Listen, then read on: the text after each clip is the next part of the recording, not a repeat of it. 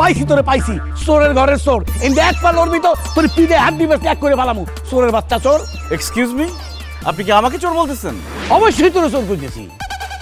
আল্লাহ রে আল্লাহ, কি সুন্দর ভদ্র চেহারা, কিন্তু তলে তলে যে তুই এত বড় চোর এটা তো আগে জানতাম না।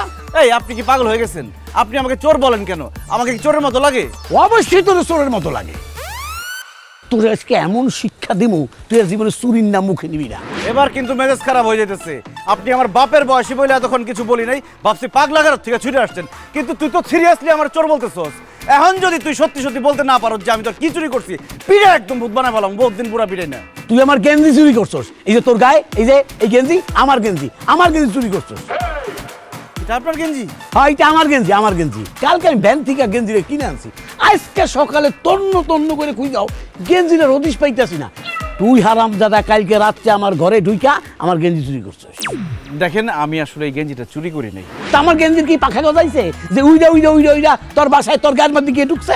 আচ্ছা তার আগে বলেন তো, আপনার বাসা কি উত্তরা 7 নম্বর সেক্টরে? হ্যাঁ 7 নম্বর সেক্টরে। তো কি হয়েছে? আপনার বাসায় কি মিম নামের কোনো মেয়ে আছে লম্বা করে? 100% আছে। মিম তো আমার মাইয়া, আর আমি মিমের বাপ রতন বক্সি। তো কি হয়েছে? ও আঙ্কেল, আপনি মিমের বাবা।